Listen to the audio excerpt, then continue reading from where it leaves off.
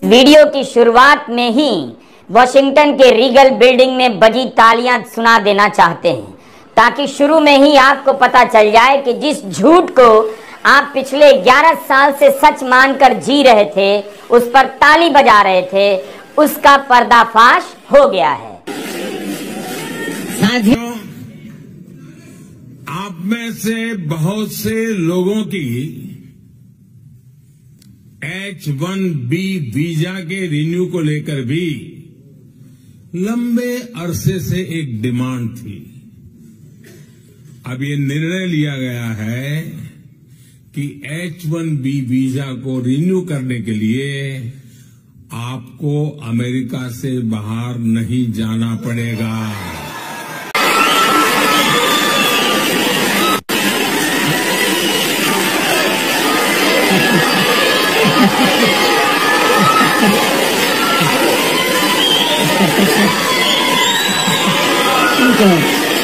शाम भारत के IT sector पर ट्रंप ने बड़ा हमला बोला है।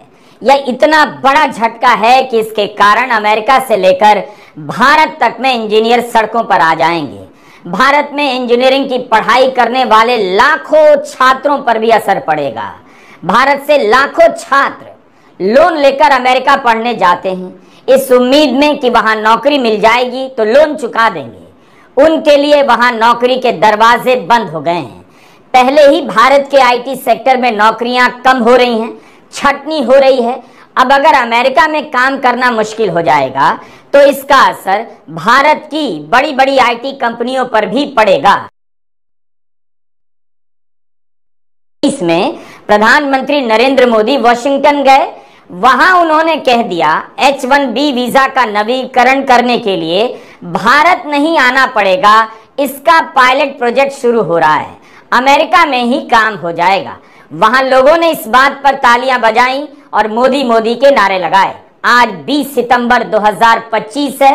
H-1B वीजा वालों के लिए अमेरिका में रहना, नौकरी करना दोनों खतरे में पड़। इसकी चर्चा पहले से चल रही थी कि ट्रंप अब भारत के आईटी सेक्टर को टारगेट करेंगे, लेकिन जैसे ही उन्होंने एग्जीक्यूटिव ऑर्डर पर साइन किया, अमेरिका में रहने वाले लाखों सॉफ्टवेयर इंजीनियरों के फोन बज उठे। कंपनियों के भीतर एडवाइजरी जारी होने लगी और वकीलों से राय ली जाने लगी है। उधर भारत में उनके परिवारों के लोग बेचैन हो गए कि अब क्या होगा, क्या नौकरी चली जाएगी।